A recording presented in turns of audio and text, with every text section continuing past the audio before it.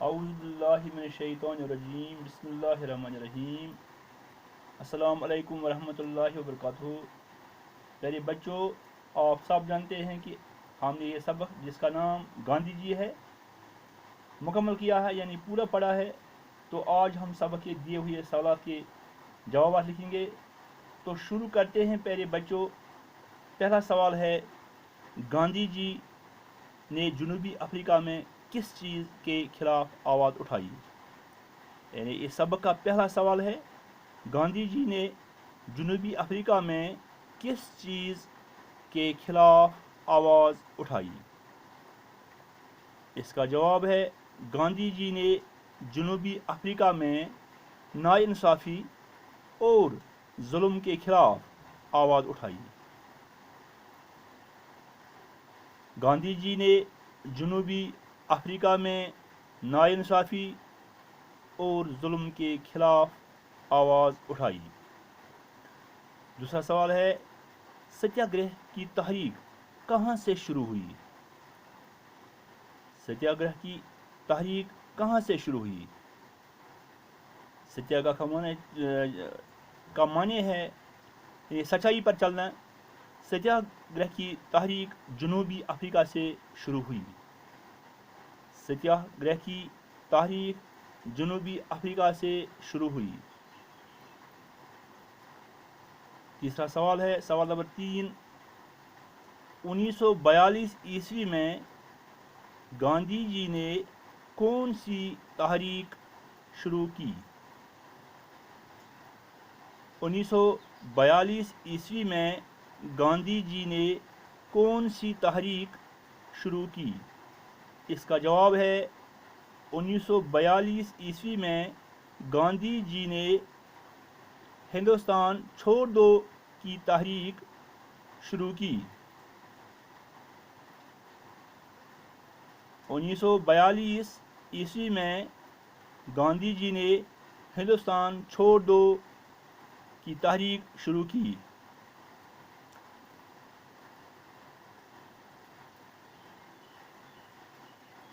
تیسرا سوال ہے، گاندھی جی نے گھریلو دستکاری پر کیوں زور دیا؟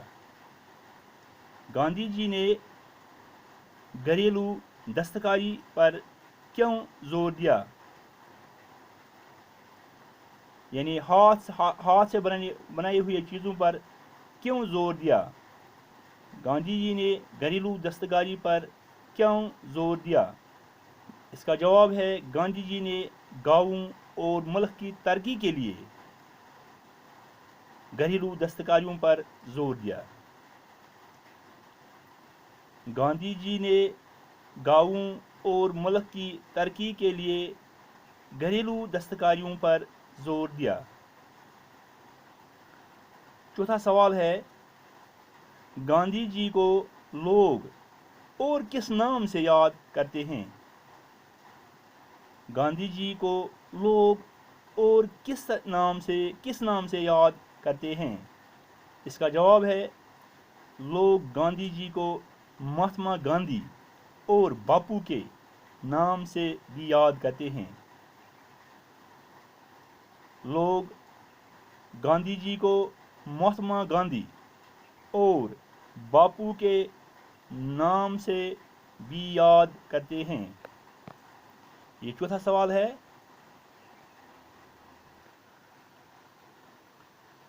اس کے بعد ایک اور سوال ہے، مثال دے کر ہر ایک لفظ کا متضاد لکھیے۔ مثال دے کر ہر ایک لفظ کا متضاد لکھیے۔ مثال، گورا کالا، اسی طرح سچا، اس کا ضد ہے جھوٹا، اسی طرح محبت کا ضد ہے نفرت، محبت کا ضد ہے نفرت، اس طرح مشکل کا ضد ہے آسان، دشمن کا ضد ہے دوست۔ میں اور پڑھوں گا، گورا کا ضد ہے کالا، سچا کا ضد ہے جھوٹا، محبت کا ضد ہے نفرت، मुश्किल का ज़िद है आसान, दुश्मन का ज़िद है दोस्त। प्यारे बच्चों, इसके बाद सवाल नंबर 4, कुछ अल्फाज दिए हुए हैं, हम उन अल्फाज के मानी भी लिखेंगे और मानी भी पढ़ेंगे और इनके जुमले भी पढ़ेंगे। पहला लफ्ज़ है अकीदत। अकीदत का माने है इत्काद, मजहबी उसूल पर भरोसा। अकीदत का माने है इत्काद या मजहबी उसूल पर भरोसा। जुमला है इस तरह, अकीदतमंद लोग हमेशा अच्छे उसूल अपनाते हैं। दूसरा लफ्ज़ है तशद्दुद। तशद्दुद यानी इसका मतलब है सख्ती या ज़्यादती। जनूबी अफ्रीका में लोग तशद्दुद के शिकार थे।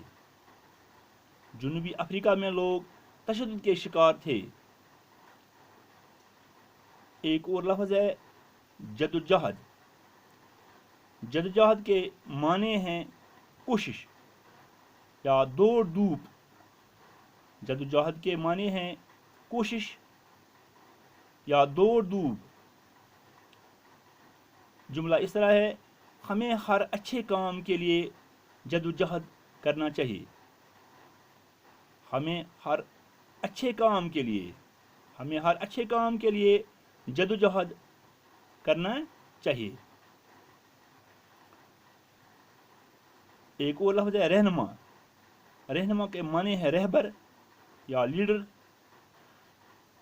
गांधी जी की वफ़ात के बाद मुल्क एक बड़े रहनुमा से महरूम हो गया। यानी गांधी जी की वफ़ात के बाद मुल्क एक बड़े रहनुमा से महरूम हो गया। ये इन अल्फाज के माने और जुमले हैं। पांचवा सवाल है इस तरह, एलिफ में दिए गए अधूरे जुमलों को बे में दिए गए अधूरे जुमलों से मिलाकर जुमले मुकम्मल कीजिए। यानी पार्ट एलिफ में दिए गए अधूरे जुमलों को पार्ट बे में दिए गए अधूरे जुमलों से मिलाकर जुमले मुकम्मल कीजिए। पहला जुमला इस तरह है, गांधी जी ने तहरीक